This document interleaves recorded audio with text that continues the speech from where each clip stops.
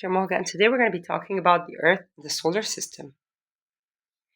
In this lesson, we're going to talk about the Earth, its movement, and our moon, and their phases. We're also going to talk about the solar system, understand a bit about the sun, the planets, other objects in space, and finally, we're going to learn about gravity and some calculations related to the solar system. Let's start. Earth as a planet does two kinds of movements, one around itself and the other one around the sun. Earth rotating around itself happens with a tilt of 23.5 degrees. This rotation causes the cycle of day and night and the motion or the apparent motion to us of the sun going from east to west. Actually, we are the ones that are rotating from west to east, and that's why we can see the sun going the other way around. So, the motion of the sun is not due to the sun moving, but because us as observers on Earth are rotating with Earth, so we see the sun moving the other way. Now, what causes day and night? When we are facing the sun, this is when we have day, and when we are not facing the sun, we're on the other side, that's when we're having nighttime. So, as Earth rotates, the locations move in and out of sunlight, making some places have day while other places have night. Here's an example. Why does the sun set later in summer than in winter in most parts of the world? Earth is tilted at approximately 23.5 degrees. During summer, each hemisphere is tilted towards the sun at a certain time of the year.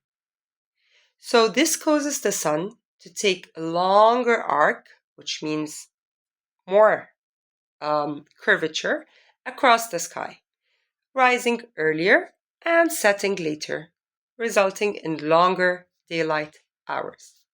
Vice versa, during winter, the same hemisphere is tilted away from the sun. So the sun takes a shorter path, causing it to set earlier. Now let's talk about the second movement of Earth, which is Earth's revolution. And this is when Earth orbits the sun. Now, be very careful with your keywords. We said Earth going around itself is called Earth's rotation.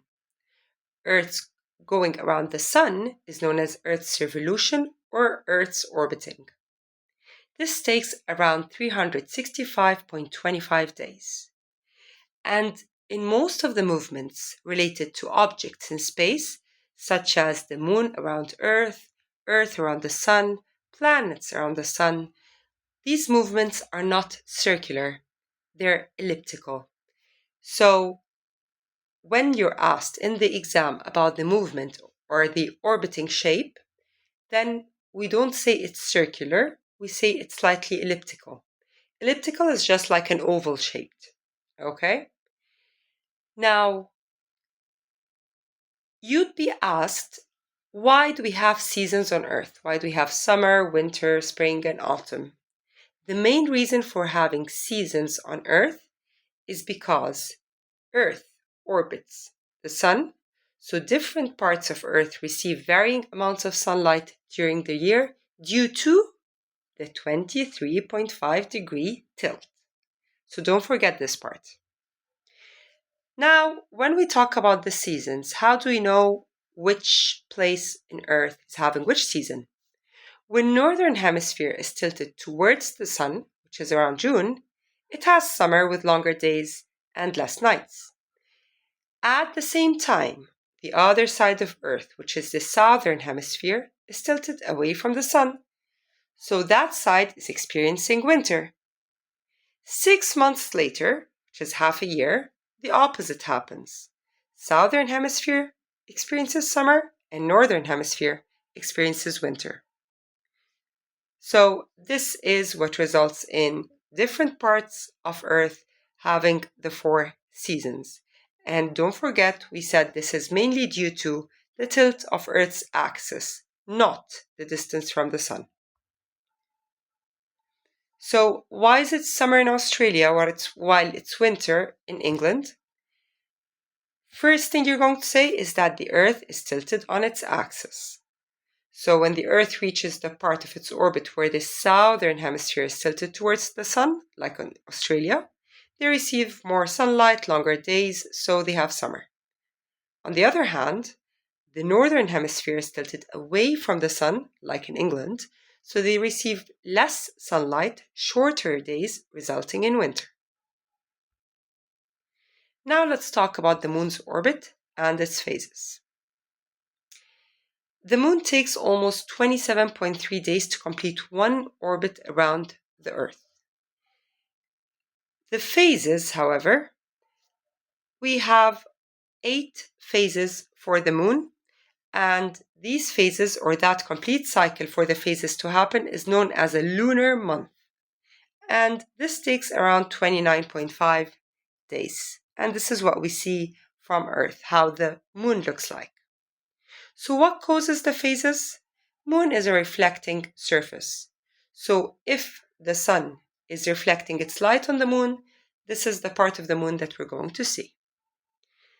So as the moon orbits Earth, we see different portions of its sunlit side. We have the new moon, and the new moon happens, as you can see from the picture, when the moon is between Earth and the sun. So the part we are seeing from the moon is dark, because the part that is facing the sun is the part that we cannot see. So the new moon is between Earth and the sun, and the dark side is facing Earth. Then we have the first quarter, which is half of the moon's face is illuminated. Full moon, when Earth is between the sun and the moon, so the moon is on the other side, so the full face is lit and visible. Last quarter, or third quarter, is when the half of the moon is lit just like the first quarter, but this time it's the other side, which is the left half visible from the northern hemisphere. So why the phases are periodic? Because they depend on their position from the sun and Earth. So the visible portion of the moon's sunlit surface changes regularly, with a repeating pattern every 29.5 days. Here's an example. Why do we see a full moon only once every month? Like we said, the moon takes about 29.5 days to complete a full cycle of phases, and a full moon occurs when Earth is between sun and the moon.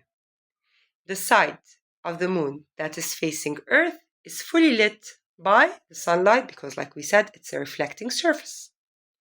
Since the position of the sun, Earth, and moon align this way only once each orbit, which is every 29.5 days, we see a full moon approximately once every month. Now let's talk about different structures that we have in the solar system. The main one, of course, is the sun, and the sun is a star. It's the central star of the solar system, making 99% of the total mass of our solar system. It gives us heat and light, and its gravitational pull is what keeps all the planets orbiting around it without going further apart and without going closer or colliding with each other. The 8 planets in order should be learned: Mercury, Venus, Earth, Mars, Jupiter, Saturn, Uranus, and Neptune. We have several mnemonics to learn them in order, such as "My very educated mother just served us noodles," and where each letter serves one of the planets. You have to know them in order, so please make sure you take time to study them. Also, other than the sun and the planets, we have minor planets, such as dwarf planets and asteroids. Minor planets, like what once was a planet, Pluto. Other planets also with the same size, like Eris, Haumea, Makemake, and Sirius, are small planets that are that have a relatively small size compared to the other planets. Asteroids, which are small rocky bodies mostly found in the asteroid belt. Where is the asteroid belt? It's between Mars and Jupiter. So we have Mercury, Venus, Earth, Mars, then an asteroid belt filled up with so many of those small rocky bodies, and then comes Jupiter, Saturn, Uranus, and Neptune. Next, we have the Moon, which is a natural satellite. Why do we call it natural? Because it was naturally created.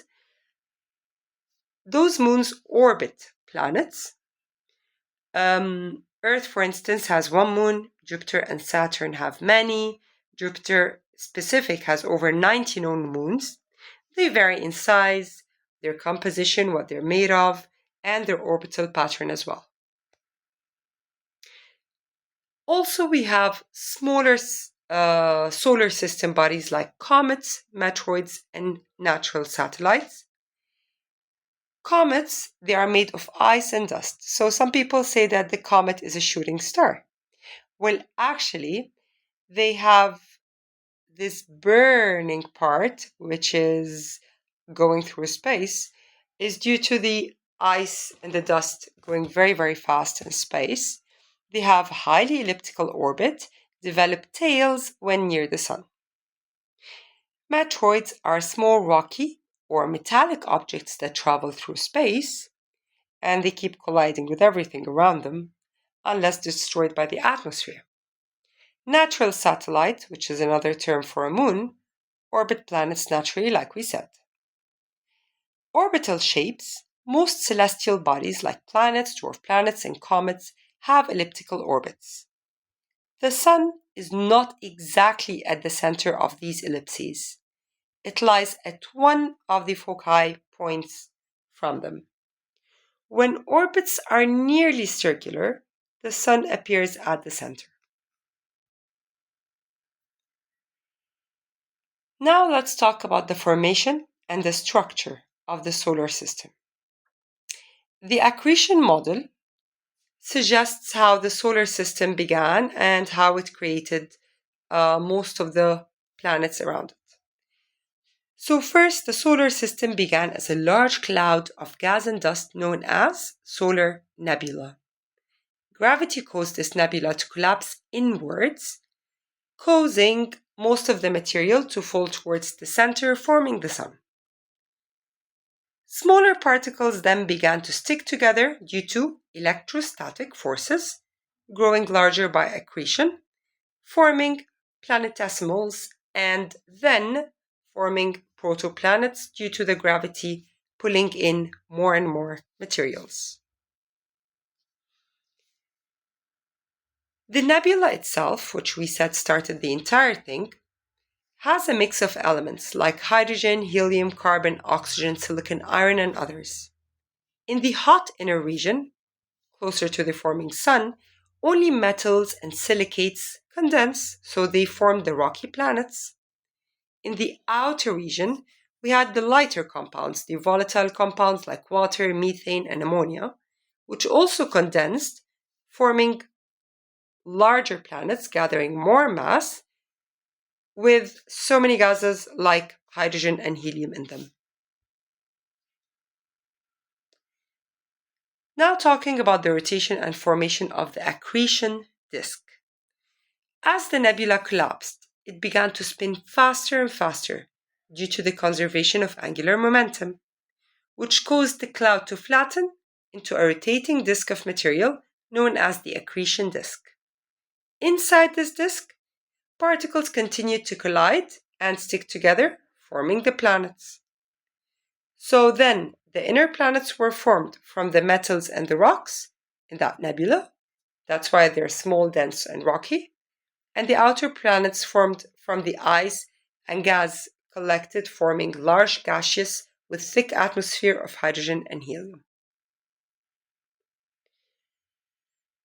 Here's an example. Explain why Earth is rocky and small, whereas Jupiter is gaseous and much larger, using the accretion model of solar system formation.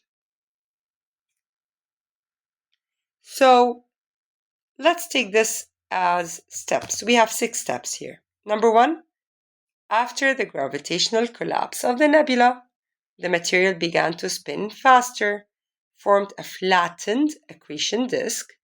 The sun formed at the center, and the inner region of the disk had the hotter parts where Earth was formed. Only refractory materials like iron, nickel, and silicate could condense into solid particles, which collided and stuck together to form the rocky protoplanets. Earth formed by accretion from these rocky materials and remained relatively small because hydrogen and helium could not condense due to the high temperature since they were very close to the sun, and they escaped the weak gravity of the forming Earth. Jupiter formed much further out, where it was cold enough for water, ammonia, and methane ices to condense. These ices added significant mass quickly, allowing Jupiter's core to become more massive and attract and hold light gases like hydrogen and helium from the nebula. So Earth ended up being small, rocky, and dense. Jupiter ended up being a large gas giant with a thick hydrogen-helium atmosphere because of its formation location away from the sun and the temperature conditions explained by the accretion model. However, Earth is rocky and small due to the high temperatures in the inner disk, while Jupiter is gaseous and large due to the cooler temperatures and ice-driven core growth in the outer disk. Now let's talk about some equations which we need to learn and understand. Dependence on mass of planet. The gravitational field strength at the surface of a planet depends directly on mass of the planet, where the small g is the gravitational field strength on the planet. Capital G is the gravitational constant, which is 6.674 times 10 to the negative 11. And the capital M is the mass of the planet. R is the radius. So G equals capital G, capital M over R squared. As you can see, the gravity and the mass are directly proportional. So a planet with greater mass will exert a stronger gravitational field at its surface. However, the further you go away, the gravitational field strength becomes less, also from the same equation we just took. Now, to calculate time for light to travel a distance, don't forget that the speed of light, the constant c, is 3 times 10 to the power of 8 meters per second. Doesn't change. So when I want to calculate the time, if you know the distance from one place to another, then in space, we'll calculate the distance over the speed of light to get the time. Here's an example. Calculate how long light takes to travel from Sun to Earth, given that the distance from Sun to Earth is 1.5 times 10 to the power 11. So time will be equal to distance over the constant speed of light in space, which will give us 500 seconds. Converting seconds to minutes will give us 8.3 minutes. So it would take 8 minutes and 3 seconds to reach Earth. Understanding planetary orbits and the Sun's mass. First of all, the Sun contains most of the mass of the solar system, like we said, 99.8%. Hence, it exerts a very strong gravitational pull on all other objects in the system. Why do planets orbit the Sun? Due to the Sun's strong gravitational force pulling those planets towards it. But since planets are also moving forward in space, they do not fall into the Sun, but instead keep going in a curved path known as an orbit. Gravitational force is the centripetal force of the Sun, which continuously pulls planets towards the Sun, keeping them in stable orbits. Example: why doesn't Earth fly off into space or fall into the Sun even though it's being pulled by Sun's gravity? Well, Earth is moving at a very high speed in space, around 30 kilometers per second, so if there were no gravity from the Sun, Earth would continue moving in a straight line. The Sun's gravitational pull constantly deflects Earth's motion in, keeping it in a nearly circular orbit. This balance between Earth's forward velocity and Sun's gravitational pull causes the Earth to orbit the Sun instead of flying off or spiraling inwards. Here we're going to talk about how to calculate the orbital speed. So just refreshing the equation of gravitational field strength, G equals capital G capital M over R squared, which told us that the gravitational field strength decreases with distance. However, orbital speed also decreases with distance. Using the equation speed equals square root capital G capital M over R, which shows that as the distance from the Sun increases, the orbital speed decreases. Hence, the inner planets orbit faster than the outer planets because of their closer distance. They spin faster. The further planets, they spin their speed, orbital speed is less. Compare the orbital speed of Earth and Jupiter using formula V equals square gm over r. So we know Earth's average orbital radius and Jupiter's average orbital radius. Using them in the equation, we can get VE over VJ of Earth versus Jupiter equals square root of 7.8 times 10 to the power of 11 of Jupiter over 1.5 times 10 to the power of 11 of Earth, which will give us 2.28. So Earth orbits the Sun about 2.28 times faster than Jupiter. So here's the analysis. Orbital distance from the Sun. The further a planet is from the Sun, the weaker the Sun's gravitational pull and the slower the planet moves in its orbit. That's number one. Number two, as orbital distance increases, the orbital duration increases. Number three, inner planets like Mercury, Venus, Earth, and Mars have higher density because of their rocky metallic composition. Outer gas giants like Jupiter, Saturn, Uranus, and Neptune have lower densities because they're made mostly of gases. Surface temperature, which is the average temperature of a planet's surface, it decreases as the distance increases from the Sun. However, some planets like Venus have very high surface temperature, but this is because they have a strong greenhouse effect, despite being that far from the Sun. Gravitational field strength for Venus, despite being second from the Sun, gravitational field strength at the surface, which is the small g, like we've used in the equation earlier, depends on both planet's mass and radius, as we've seen from the equation.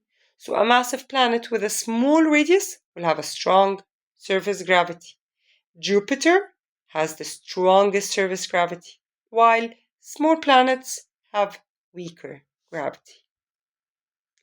Finally, this is a planetary data interpretation table just for you to understand the comparison of planets as they go further from the Sun.